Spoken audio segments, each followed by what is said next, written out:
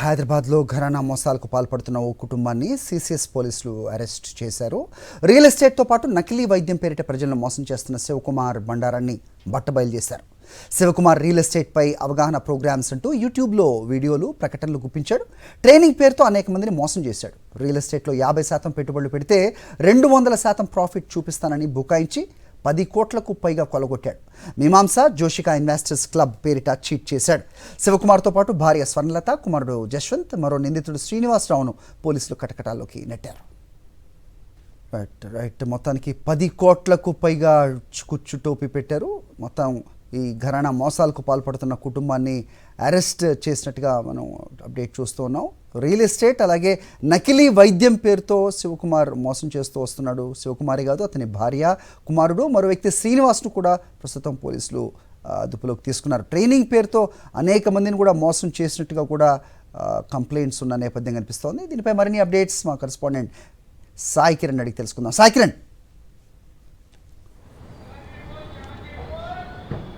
సరే, YouTube channel పేరుతో చాలా మందిని మోసాలకు పాల్పడుతున్నటువంటి 4 వ్యక్తులను సిసిఎస్ పోలీసులు, హైదరాబాద్ సిసిఎస్ పోలీసులు అరెస్ట్ చేశారు. ముఖ్యంగా మొల్ల శివయ్య అలియా శివకుమార్ అనేటువంటి వ్యక్తి మీమాంస అనేటువంటి యూట్యూబ్ ఛానల్, అలాగే రీబూట్ అనేటువంటి యూట్యూబ్ ఛానల్ పేరు పెట్టి హెల్త్, ఆరోగ్యపరమైనటువంటివి అలాగే రియల్ ఎస్టేట్ పరమైనటువంటి వాటిలో సలహాలు, సూచనలు ఇస్తానంటూ కూడా చాలా వరకు హెల్త్ టిప్స్ ఇస్తూ ఉంటాడు. కానీ చాటుగా అండర్గ్రౌండ్లో ఈ రియల్ ఎస్టేట్కి సంబంధించినటువంటి సూచనలు ఎక్కువగా చేస్తూ ఉంటాడు. సో చాలామందిని అట్రాక్ట్ చేసి కొన్ని ఫ్లాట్స్, వెంచర్స్ ఇవన్నీ కూడా చూపించి ఇక్కడ పెట్టుబడి పెడితే డబుల్, త్రిబుల్ లాభాలు వస్తాయనేది కూడా వాళ్ళందరికీ చెప్పి సగం 50% పెట్టుబడి నేను పెడుతున్నాను, మీ ఇంకో 50% మీరు పెట్టాలంటూ కూడా వాళ్ళని మోసం చేస్తాడు. కానీ ఇతను ఏమీ పెట్టకుండా వాళ్ళ దగ్గర నుంచి డబ్బులు తీసుకొని దాదాపు ఒక 30 మంది దగ్గర 11 కోట్ల వరకు వసూలు చేస్తాడు. అలాగే దాదాపు 40 మంది దగ్గర అయితే ఈ హెల్త్ టిప్స్ అని చెప్పి రియల్ ఎస్టేట్లో మీకు ట్రైనింగ్ ఇస్తాను, రియల్ ఎస్టేట్లో పెట్టుబడులు ఏ విధంగా పెట్టాలి, ఇవన్నిటికి సంబంధించి ఇవన్నీ మీరు నేర్చుకోవాలంటే నా దగ్గర ట్రైనింగ్ తీసుకోవాలంటూ దాదాపు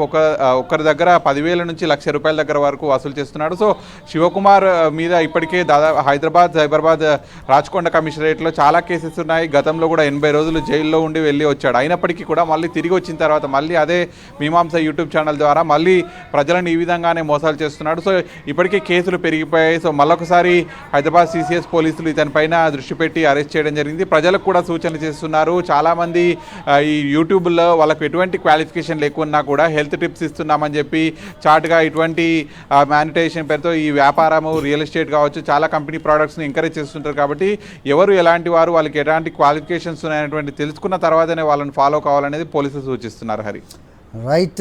ఇలాంటివి ఎన్నిసార్లు కుచ్చుటోపి పెడుతున్నా ప్రజలకు మోసగాళ్ల చేతిలో మోసపోతూనే ఉన్నారు. దీనికి అత్యాశ ఒక కారణం అని అయితే ఖచ్చితంగా చెప్పాలి. సో ప్రస్తుతం వీళ్ళకి తిరిగి ఇచ్చే అంశం, అంటే వాళ్ళు కోల్పోయిన నగదుని వాళ్ళకి రిటర్న్ ఇచ్చే అంశం ఏదైనా పరిశీలిస్తున్నారా పోలీసులు? వాళ్ళ దగ్గర ఏమైనా ఉన్నాయా ఆస్తులు, లేకపోతే కొలగొట్టిన 10 కోట్లకు పైగా ఆస్తులు? సాకిరణ్.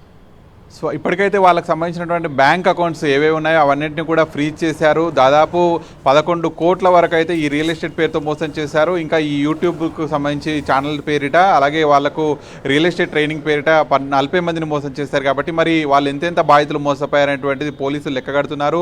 ఇవన్నీ కూడా కోర్టులో తేలిన తర్వాత వారికి రిటర్న్ చేసేటువంటి అవకాశాలు అయితే ఉన్నాయి.